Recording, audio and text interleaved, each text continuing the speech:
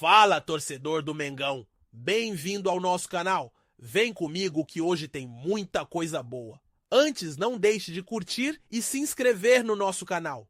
Isso é muito importante, pois fortalece a corrente rubro-negra, fazendo nosso Mengão cada vez maior e mais forte.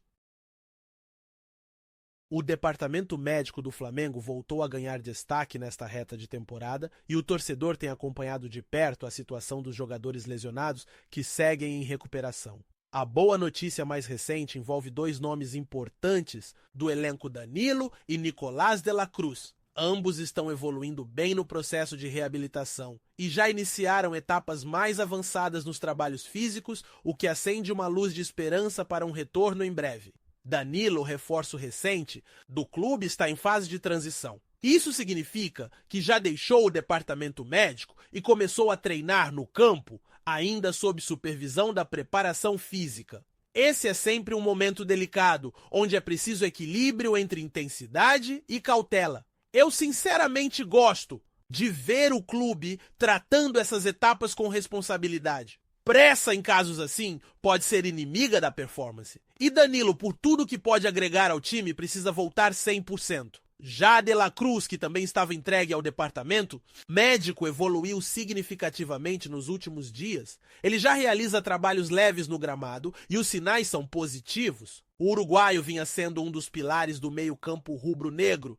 e sua ausência tem sido sentida especialmente nos jogos mais truncados, onde sua mobilidade e intensidade fazem diferença. Eu, como muitos torcedores, sinto que o retorno dele pode dar um novo equilíbrio ao time, especialmente no setor de criação. A comissão técnica, liderada por Felipe Luiz, acompanha de perto cada etapa dessa recuperação. O Flamengo, como se sabe, tem enfrentado uma maratona pesada de jogos e qualquer reforço vindo de dentro do próprio elenco é recebido como um alívio. O retorno de peças importantes não apenas fortalece o time titular, como amplia as opções do banco e dá mais alternativas táticas para o treinador. E isso, num calendário como o do futebol brasileiro, é ouro. Vale destacar que o clube vem adotando uma postura muito profissional na condução das recuperações. Não há previsão oficial para retorno imediato, justamente para evitar expectativas precipitadas. O foco é garantir que quando voltarem estejam plenamente aptos a render em alto nível. E na minha visão isso mostra maturidade na gestão do elenco. Melhor perder 1 ou 2 jogos agora do que correr o risco de perder o jogador por mais tempo no futuro. Além de Danilo e De la Cruz, o Flamengo também monitora outros atletas em recuperação com menor gravidade ou em fases diferentes do tratamento. O momento exige atenção total à parte física, porque o time entra agora na fase decisiva da temporada, com mata-mata de Copa do Brasil, pontos valiosos no Brasileirão e em breve o retorno da Libertadores. Ter o elenco saudável pode ser o diferencial entre chegar em uma final ou parar no meio do caminho. No fim das contas, essas atualizações médicas que parecem simples mexem com o planejamento de todo o clube. Cada jogador que retorna representa uma engrenagem voltando ao lugar, um problema a menos para o treinador e mais confiança para o torcedor. E convenhamos, com Danilo e De la Cruz voltando a ficar à disposição, o Flamengo ganha 2 reforços de peso, sem precisar ir ao mercado. Antes de continuarmos, não deixe de curtir, comentar e se inscrever no nosso canal.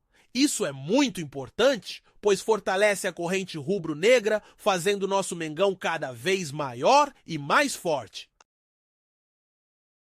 As declarações recentes de Rodolfo Landim reacenderam o debate interno no Flamengo e, ao mesmo tempo, levantaram expectativas sobre possíveis mudanças no elenco. Em entrevista à CNN Brasil, o presidente rubro-negro criticou abertamente a gestão anterior do clube, representada por Luiz Eduardo Batista, o BAP, e também antecipou algo que poucos haviam cravado com tanta certeza: a saída de Eric Pulgar parece uma questão de tempo. Landim não mediu palavras ao falar sobre o impacto da gestão BAP na atual estrutura do clube. Segundo ele, muitas decisões estratégicas tomadas naquela época colocaram o Flamengo em posições delicadas, inclusive no que diz respeito à montagem e manutenção do elenco. E quando um presidente resolve lavar roupa suja em público, é sinal de que os bastidores estão pegando fogo. Eu particularmente vejo esse tipo de fala como sintomático quando os líderes expõem o passado,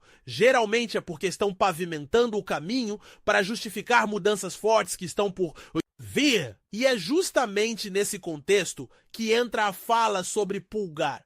Landim foi direto ao ponto ao afirmar que o volante vai sair também, colocando fim às especulações. Não se trata mais de rumor ou bastidor. A saída de Pulgar agora é tratada como um movimento planejado. E, sinceramente, eu não acho isso surpreendente. Embora o chileno tenha feito boas partidas com o manto, principalmente em momentos onde o time carecia de consistência defensiva no meio, sua presença nunca foi unanimidade. Ele oscilou e num elenco com tantas opções no setor, talvez tenha perdido espaço na visão da nova comissão técnica. Pulgar sempre foi um jogador de perfil mais combativo, de presença física forte e cumpriu um papel importante enquanto o Flamengo viveu períodos de instabilidade tática. Mas a chegada de novos nomes, somada à filosofia de jogo de Felipe Luiz, que privilegia mais mobilidade e construção técnica desde a base, pode ter deixado o camisa 5 fora do novo projeto esportivo. E convenhamos, quando o próprio presidente antecipa a saída, é porque o negócio já está sendo costurado nos bastidores. Ao criticar Bap Landim, parece também querer se desvincular de algumas decisões do passado que ainda geram críticas da torcida e da imprensa. É como se dissesse: não fui eu que trouxe esse ou aquele jogador e agora estou ajustando a rota.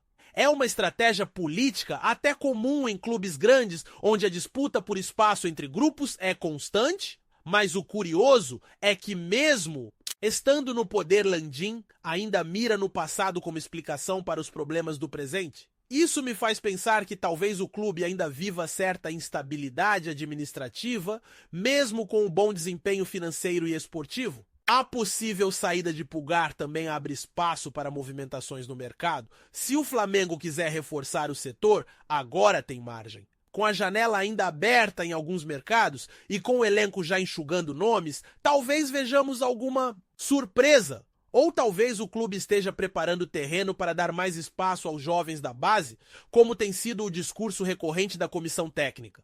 No fim das contas, essa entrevista de Landim não foi só uma análise de gestão, mas um sinal claro de que o Flamengo está se mexendo, criticando o que foi feito antes, tentando moldar um novo projeto, e principalmente ajustando o elenco de acordo com a filosofia atual. A saída de Pulgar nesse sentido é só mais uma peça num quebra-cabeça muito maior. E como torcedor, eu confesso que fico curioso para ver como será esse novo desenho do time rubro-negro nos próximos meses, porque no Flamengo, uma fala de presidente nunca vem à toa, ela sempre vem carregada de sinais. Antes de continuarmos, não deixe de curtir, comentar e se inscrever no nosso canal. Isso é muito importante, pois fortalece a corrente rubro-negra, fazendo nosso Mengão cada vez maior e mais forte. Depois de semanas intensas de especulações, negociações e muitas expectativas da torcida, o Flamengo parece ter tomado uma decisão definitiva em relação ao seu novo camisa 9. E para surpresa de muita gente, a resposta é que ninguém virá. Isso mesmo. Após tentativas por Lucas Beltrán Taremi e mais recentemente Tati Castellanos, o clube decidiu encerrar a busca por um novo centroavante nesta janela de transferências. É um desfecho que, sinceramente, vai na contramão do que muitos imaginavam, principalmente porque a diretoria demonstrou desde o início da janela que estava disposta a investir pesado em um nome de peso para o ataque. Foram reuniões propostas, concretas e longas conversas com empresários. No caso de Beltrán, por exemplo, chegou a haver um acerto praticamente encaminhado. O argentino balançou, chegou a repensar a negativa inicial, mas no fim optou por seguir na Europa. Já com Taremi, as exigências salariais e a forte concorrência do futebol árabe esfriaram qualquer chance. E por fim, Tati Castellanos também entrou no radar, mas a operação não avançou. O curioso é que após tanto esforço, o clube opta por não contratar ninguém. E aí eu, como torcedor e observador, fico me perguntando o que pesou mais nessa decisão. Foi uma escolha técnica da comissão, uma limitação financeira, ou simplesmente o entendimento de que dentro das opções disponíveis, nenhuma oferecia um custo-benefício que justificasse o investimento? A verdade é que o Flamengo tem sim carências no setor ofensivo. Pedro é o único centroavante de ofício e, embora tenha seus méritos, sua temporada tem sido marcada por altos e baixos. Em alguns jogos ele é decisivo, em outros parece pouco participativo, desconectado do restante da equipe. Além disso, o modelo de jogo atual, com mais movimentação e troca de posições, exige um centroavante que consiga sair da área, construir jogadas e ser uma peça mais dinâmica, algo que Pedro nem sempre entrega. A saída de Gabigol, aliás, contribuiu para essa carência. Mesmo em má fase, ele era uma opção diferente de mais mobilidade. Sem ele, o time fica refém de Pedro como referência única, e por isso tanta gente esperava um reforço. Quando os nomes de Beltrán, Taremi e Castellanos vieram à tona, criou-se uma expectativa real de que o Flamengo traria um nome para mudar o patamar ofensivo.